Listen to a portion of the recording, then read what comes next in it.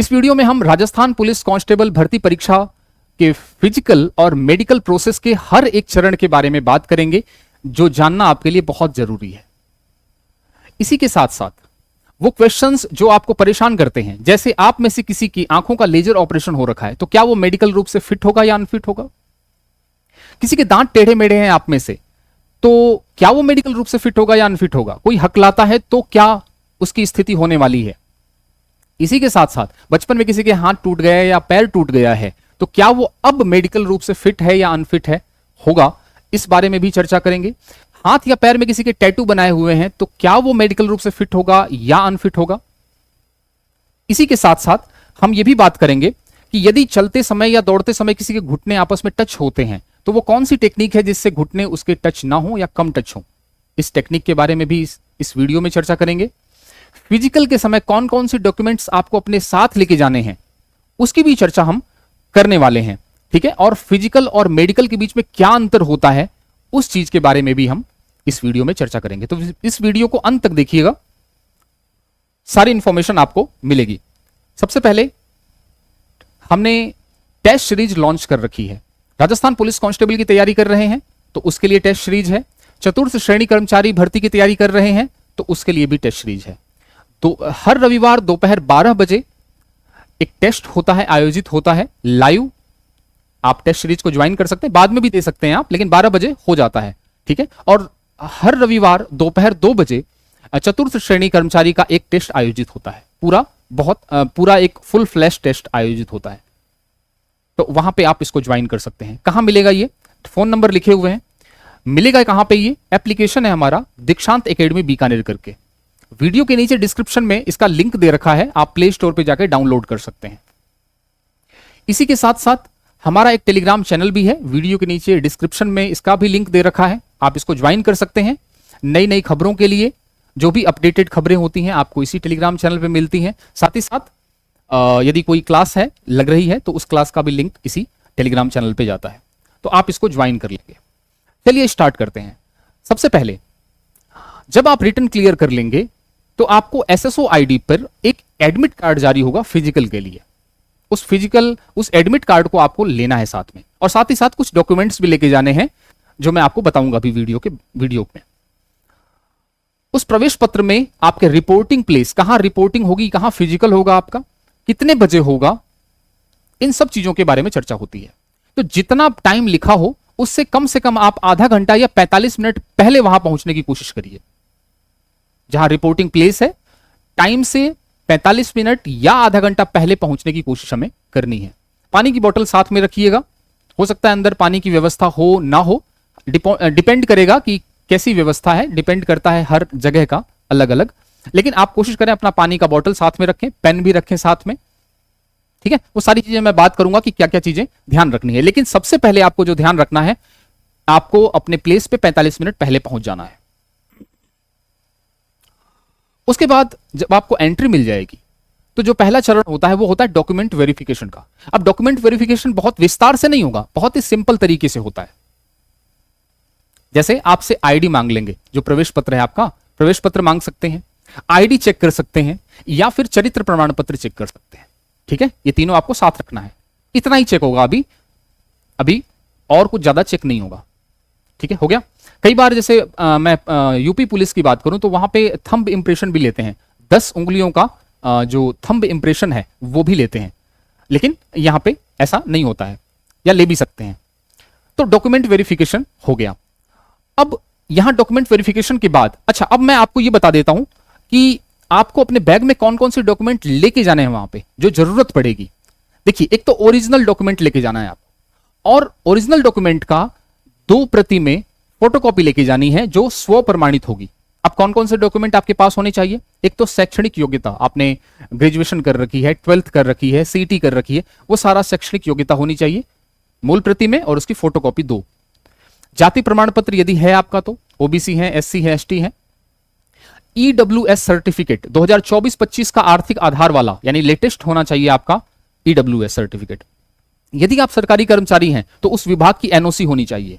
यदि आप कोई शहीद पुलिस अधिकारी या पुलिस के बेटे हैं तो उसका सर्टिफिकेट होना चाहिए संतान होने का।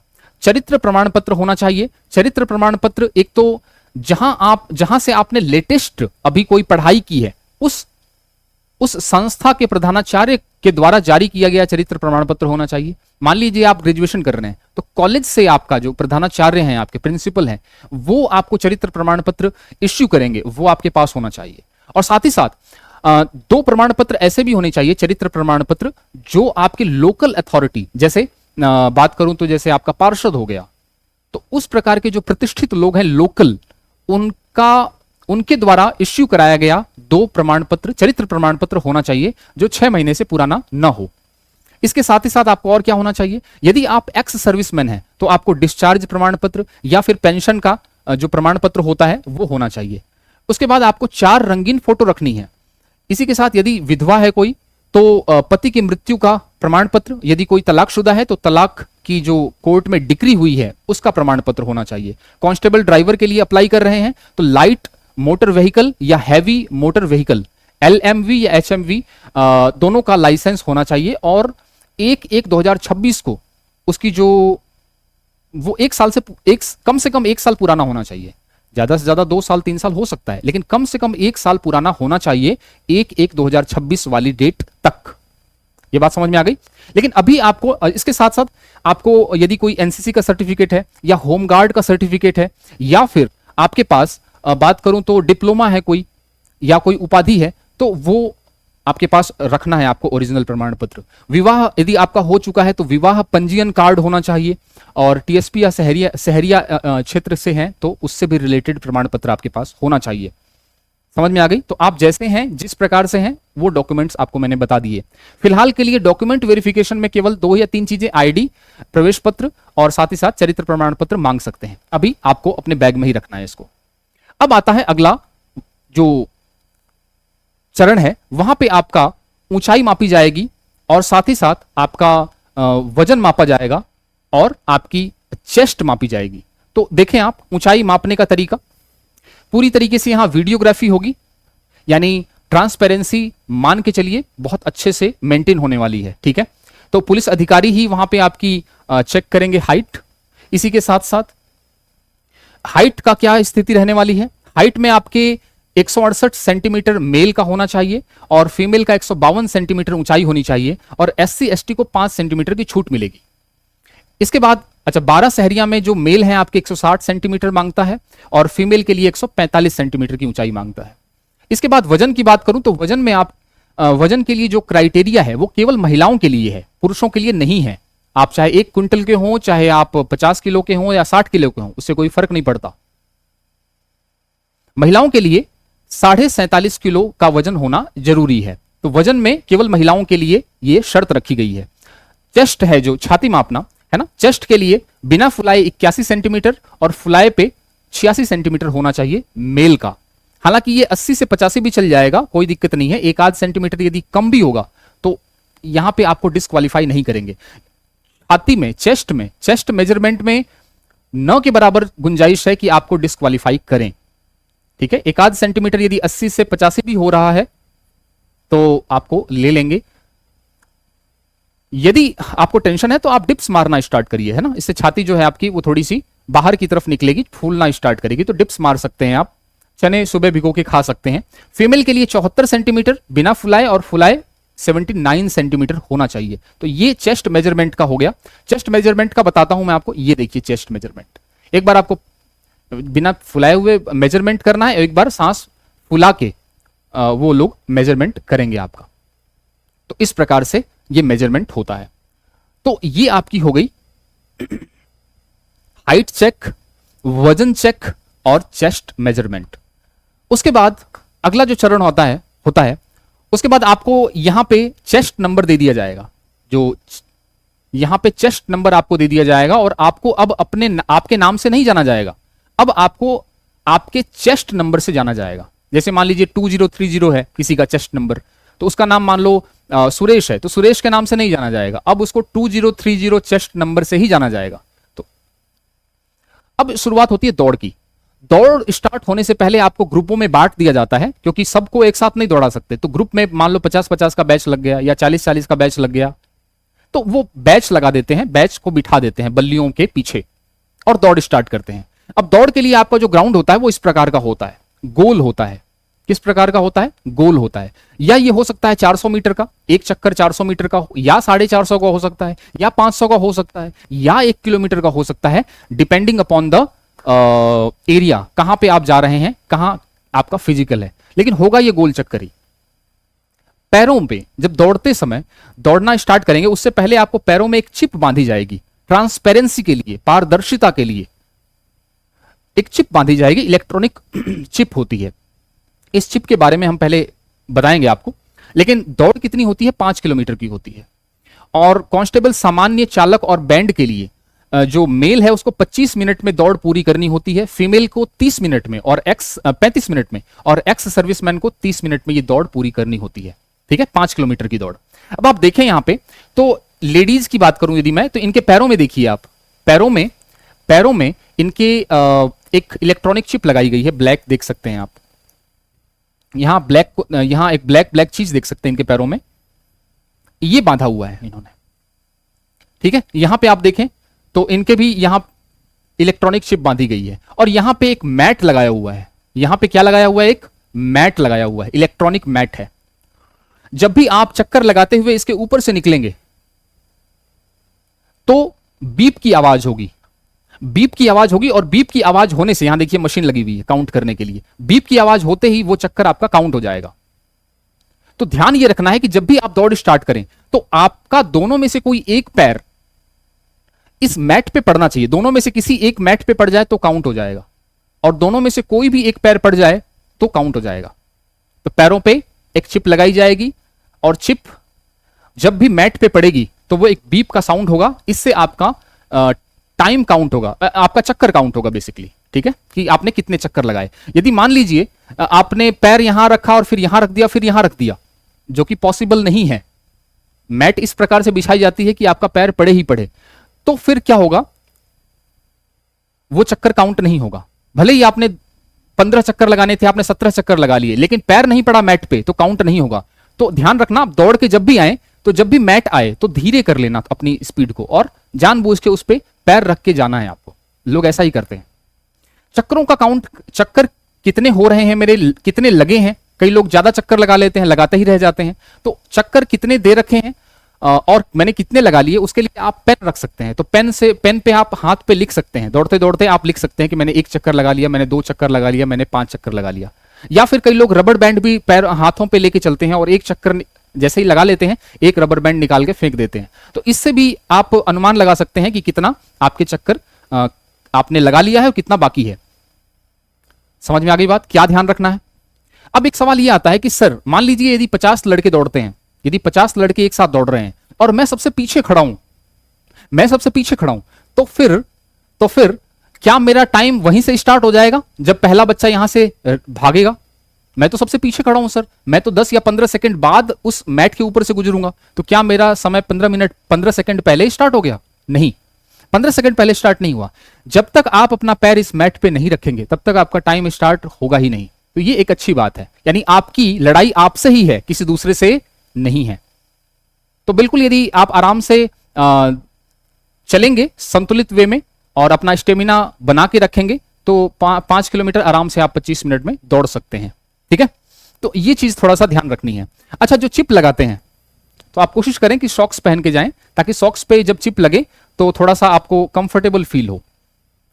अदरवाइज वो पैरों पे भी लगाते हैं, डायरेक्ट पैर पे लगा देंगे, लेकिन थोड़ा इरिटेशन होगा दौड़ते समय। एक चीज और ध्यान रखनी है, जब भी ये इलेक्ट्रॉनिक चिप आपके पैरों पे लगाई जाए तो टाइट बांधना है, ऐसा नहीं कि ढीला बांधना है। ढीला बांधेंगे तो दौड़ते दौड़ते वो ऊपर नीचे होगा और फिर इरिटेशन होता है। तो इरिटेशन से बचने के लिए आप इसको टाइटली बांधना है आपको। ठीक है, सॉक्स पहन के जाने ही है, शूज पहन के जाने हैं, ताकि वो फिट बैठ जाए, उस पर आपको इरिटेशन कम हो दौड़ते समय। ये हो गई दौड़ की बात। दौड़ के तुरंत बाद लगभग आधे घंटे या 40 से 45 मिनट में आपको रिजल्ट सुना दिया जाता है उसी दिन, कि कौन दौड़ में पास हुआ और कौन दौड़ में फेल हुआ।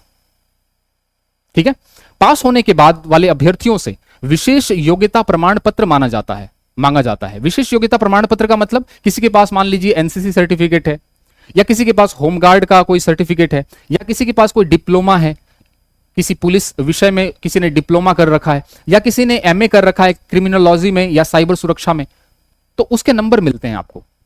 जैसे फॉर एग्जांपल यदि एनसीसी में किसी ने सी सर्टिफिकेट दिखाया तो उसको 10 नंबर मिलेंगे, बी सर्टिफिकेट दिखाया तो पात्रता सूची में उसको 8 नंबर मिलेंगे, ए में 6 मिलेंगे, होमगार्ड में 10, 3 वर्ष सेवा की है तो 10 नंबर मिलेंगे, 2 वर्ष सेवा की है तो 8 नंबर, 1 वर्ष सेवा की है तो 6 नंबर मिलेंगे। ऐसे डिप्लोमा कर रखी है आपने तो 6 नंबर मिलेंगे पुलिस संबंधित विषयों में, एमए कर रखा है क्रिमिनोलॉजी साइबर सुरक्षा में तो 10 नंबर मिलेंगे। तो ये फाइनल मेरिट में काउंट होगा, तो ये आपको वहीं आपसे मांग लेंगे, आपको प्रस्तुत कर देना है। समझ में आ गई बात कि नहीं आई? दौड़ के बाद आपको विशेष योग्यता प्रमाण पत्र जारी किया जाएगा, उसके बाद आपको घर भेज दिया जाएगा। अब सारा का सारा डिपार्टमेंट का काम है। आपकी उन्होंने वजन माप लिया, आपकी चेस्ट मेजरमेंट कर ली, आपकी हाइट माप ली, दौड़ देख लिया, आपके सर्टिफिकेट देख लिए। अब डिपार्टमेंट की बारी है। डिपार्टमेंट बनाएगा मेरिट, और मेरिट किस आधार पर बनाएगा? लिखित, शारीरिक और विशेष योग्यता प्रमाण पत्र, इन तीनों का सम, इन तीनों का टोटल के आधार पर मेरिट बनेगी। मेरिट बनने के बाद चयन सूची की घोषणा होगी। ठीक है, चयन सूची की घोषणा हुई ऑनलाइन, और उसके बाद फिर आपको बुलाया जाएगा फिर से फाइनल रूप से मेडिकल के लिए, डॉक्यूमेंट वेरिफिकेशन के लिए बुलाया जाएगा आपको। अब मेडिकल डॉक्यूमेंट वेरिफिकेशन में क्या होता है? वही सारे डॉक्यूमेंट्स दोबारा चेक होंगे, तो वो डॉक्यूमेंट्स दोबारा लेके जाने हैं। फिजिकल में भी लेके जाना है और मेडिकल में भी। फिजिकल और मेडिकल में अंतर होता है, अभी बताऊंगा मैं आपको। अब मेडिकल में क्या क्या होगा, ठीक है, और उसके बाद फिर चरित्र सत्यापन होगा। चरित्र सत्यापन होगा पुलिस के द्वारा। अब इस बार पुलिस करेगी चरित्र सत्यापन, केवल चरित्र प्रमाण पत्र दिखाने से बात नहीं बनेगी, पुलिस अपने स्तर पे करेगी, और उसके बाद आपको फाइनल नियुक्ति दे दी जाएगी। तो ये चरण है। अब मैं मेडिकल की बात कर लेता हूं। देखो, फिजिकल और मेडिकल में अंतर होता है। फिजिकल में क्या क्या होता है? दौड़ होती है, ऊंचाई नापना, वजन नापना और चेस्ट मेजरमेंट होता है, सीना की माप होती है। ये राजस्थान पुलिस के कर्मचारियों द्वारा होती है। तो ये आपकी हो गई फिजिकल, जो कि हो चुकी है, मैंने अभी प्रोसेस बताया इसका। अब जो फाइनल रूप से जब आप जाएंगे वहां पे, तो वहां पे आपका मेडिकल होगा। और मेडिकल क्या होगा? जिस भी जिले में आप जा रहे हैं, आपकी नियुक्ति हो रही है, उस जिले का मेडिकल बोर्ड आपका मेडिकल करेगा। ठीक है, उस जिला का जो भी सरकारी अस्पताल है, वो बोर्ड जो है वो मेडिकल करेगा। तो जिला मेडिकल बोर्ड द्वारा ये मेडिकल होता है, जबकि फिजिकल राजस्थान पुलिस द्वारा होता है। तो फिजिकल और मेडिकल अलग अलग चीज है। अब मेडिकल में क्या क्या चीज चेक करेंगे? आंखों की बारे में चेक करेंगे। आपकी आंखें 6x6 होनी चाहिए, यानी 6 मीटर की दूरी से आपको सब कुछ साफ साफ दिखाई देना चाहिए। किसी वस्तु से 6 मीटर की दूरी पे आपको वो दिखाई देना चाहिए। तो 6x6 आंख होनी चाहिए। यदि किसी का लेजर ऑपरेशन हो रखा है तो चल जाएगा, कोई दिक्कत नहीं है। लेजर ऑपरेशन में के बाद आंखें आपकी सही हो गई हैं तो वो फिट हो जाएगा। इसी के साथ यदि कान के पर्दे नहीं फटे हैं, कान के पर्दे फट गए हैं तो आप अनफिट हैं, यदि हैं तो कान सुरक्षित है आपका और मेडिकल रूप से आप फिट हो जाएंगे। एक चीज ध्यान रखना, यदि किसी की एक आंख खराब है तो वो मेडिकल रूप से अनफिट है। दोनों आंखें सही होनी चाहिए। बो लेग्स, धनुषाकार पैर। यदि पैर यदि अंदर की तरफ ऐसे इस प्रकार से होते हैं, पैर यदि इस तरह से अंदर की तरफ चलते टाइम ऐसे हो जाते हैं तो ये आपके धनुषाकार पैर हैं, या फिर ऐसे हो जाते हैं तो धनुषाकार पैर हैं, वो आपके लिए मेडिकल रूप से अनफिट होंगे। नॉक नी, जिनके पैर जो हैं, जिनकी जो घुटने हैं टच होते हैं चलते समय, दौड़ते समय, उनको क्या करना है? तो वो नहीं होना चाहिए, वो मेडिकल रूप से अनफिट होंगे। यदि हल्का फुल्का घुटने टच हो रहे हैं तो आप एक काम करेंगे, आप आगे की तरफ ना खड़े होके, जैसे पैरों को सावधान की मुद्रा में जब खड़े हों तो थोड़ा सा पीछे की तरफ झुक जाएं। तो थोड़ा सा जब पीछे की तरफ झुकेंगे तो जो पैरों का जो गैप है वो हल्का सा कम टच होगा। तो ये थोड़ा सा मैनेज आप कर सकते हैं, थोड़ी सी ट्रिक लगा लेंगे तो मैनेज हो जाएगा। यदि आपके घुटने हल्के से टच हो रहे हैं तो थोड़ा सा सावधान की मुद्रा में खड़े होकर पीछे की तरफ लीन हो जाइए, झुक जाइए पीछे की तरफ, तो थोड़ा सा वो गैप आ जाएगा। ठीक है। ईसीजी, इलेक्ट्रोकार्डियोग्राम, तो जो भी आपके दिल की धड़कन है उसके बारे में भी वो भी जांच होगी। फ्लैट फुट, पैर आपका सीधा तो नहीं है, समतल तो नहीं है, तलवा आपका जमीन को टच तो नहीं करता पूरा, इसके बारे में फ्लैट फुट में चेक होगा। फ्लैट फुट नहीं होना चाहिए आपका, थोड़ा सा आर्क होना चाहिए, थोड़ा सा कर्व होना चाहिए। L1 L2 जो होती है वो स्लिप डिस्क होती है पीछे पीठ पे, L1 L2, तो वो ठीक होनी चाहिए आपकी। अब बेसिकली इतना इस पे ध्यान देते नहीं है मेडिकल बोर्ड, क्योंकि आपने 5 किलोमीटर दौड़ ऑलरेडी पास कर ली है। तो यदि L1 L2 यदि इतना गंभीर मुद्दा होता आपके लिए तो दौड़ ही क्लियर नहीं कर पाते आप। तो L1 L2 को इतना तवज्जो नहीं देते हैं, फिर भी ये एक पॉइंट है। पीसीओडी और पीसीओएस, ये क्या भाई, ये क्या बला है? ये है महिलाओं में होने वाला रोग। हार्मोन्स के असंतुलन की वजह से महिलाओं के चेहरों पर दाढ़ी मूछ आ जाती है, बाल आ जाते हैं, या फिर जो पीठ पे बाल आ जाते हैं बहुत सारे, तो वो हार्मोनल जो इनबैलेंस है उससे जो रोग बनता है। हालांकि ये कोई स्थायी रोग नहीं है, टेम्परेरी ही है, इसका इलाज है और इसका इलाज किया जा सकता है और इलाज करवा के फिट हुआ जा सकता है। तो पीसीओडी और पीसीओएस ये रोग के बारे में चेक करते हैं है कि नहीं है। अब आप लोग क्या करेंगे, यदि इस प्रकार के टेक्निकल रोग तो डॉक्टर ही बता पाएंगे ना, तो आप कभी भी भर्ती के बीच में तैयारी कर रहे हैं तो जाके मेडिकल करवा लीजिए। जो भी आपको शक है पीसीओडी या पीसीओएस के बारे में, किसी को शक है या किसी को, अभी एक और बताऊंगा मैं आपको, जैसे पोलैंड सिंड्रोम है। अब पोलैंड सिंड्रोम क्या है? पोलैंड सिंड्रोम का मतलब जो छाती है आपकी वो अनसिमेट्रिकल है, असममित है, यानी ये ज्यादा उभरा हुआ है, ये अंदर धसा हुआ है, या ये ज्यादा ये ऊपर हो गया, ये नीचे हो गया। इस प्रकार से जो छाती के बीच में असंतुलन होता है उसको हम पोलैंड सिंड्रोम कहते हैं। अब ये तो डॉक्टर ही बताएगा, है ना, हालांकि हम भी बता सकते हैं, बट अच्छे तरीके से डॉक्टर ही बताएगा कि मैं मेडिकल रूप से फिट हूं या अनफिट हूं। तो आपसे रिक्वेस्ट है कि यदि आपको किसी में डाउट है, आंखों पे डाउट है, कान पे डाउट है, किसी भी चीज पे डाउट है, तो आप उसको पहले ही डॉक्टर के पास जाके अपना मेडिकल चेक करा लें कि मैं फिट हूं या अनफिट हूं। अपेंडिक्स का ऑपरेशन किसी के हुआ है तो चल जाएगा, कोई दिक्कत नहीं है। हकलाना, थोड़ा बहुत हकला रहा है तो चल जाएगा, लेकिन बहुत ज्यादा हकला रहा है ना, काफी हकला रहा है, तो फिर वो मेडिकल रूप से अनफिट है। बचपन में हाथ पैर टूट गए हैं तो कोई दिक्कत नहीं है, आप मेडिकल रूप से फिट हैं, उसकी चिंता आपको नहीं लेनी है। तो आई होप आपको पूरी प्रोसेस समझ में आई होगी। मेडिकल और फिजिकल के बीच में क्या फर्क है, डॉक्यूमेंट्स क्या क्या लेके जाने हैं, दौड़ते समय क्या क्या चीजों का ध्यान रखना है, इन सब चीजों के बारे में हमने चर्चा कर ली। वीडियो यदि पसंद आया हो तो आप जरूर कमेंट सेक्शन में आप अपनी बात कहेंगे। यदि कोई क्वेरीज है, कुछ पूछना है, तो आप अपनी बात कहें, मैं यथाशक्ति आपको रिप्लाई देने की कोशिश करूंगा। टेस्ट सीरीज हमने लॉन्च कर रखी है। हर रविवार दोपहर 12 बजे पुलिस कांस्टेबल का एक टेस्ट आयोजित किया जाता है और हर दोपहर 2 बजे, हर रविवार दोपहर 2 बजे राजस्थान चतुर्थ श्रेणी कर्मचारी का टेस्ट सीरीज आयोजित किया जाता है। और ऐसा नहीं कि आप 12 और 2 बजे ही दे सकते हैं, आप कभी भी दे सकते हैं। तो पूरा आपकी चेकिंग हो जाती है कि आपने कितना पढ़ाई की है और कितना नहीं की है। पूरा फुल फ्लैश टेस्ट है ये। एप्लीकेशन है हमारा, ये एप्लीकेशन पे मिलेगा आपको, दीक्षांत एकेडमी बीकानेर। वीडियो के नीचे डिस्क्रिप्शन है, उस पर आप लिंक करके डाउनलोड कर सकते हैं प्ले स्टोर से। टेलीग्राम चैनल भी है हमारा, वहां भी आप ज्वाइन कर सकते हैं उसको। तो वीडियो कैसा लगा जरूर बताइएगा कमेंट सेक्शन में। यदि कोई डाउट है तो आप पूछ सकते हैं कमेंट सेक्शन में। लाइक करिएगा और इस चैनल को सब्सक्राइब करिएगा। मिलते हैं किसी नई वीडियो में किसी नई इंफॉर्मेशन के साथ, तब तक के लिए थैंक यू सो मच।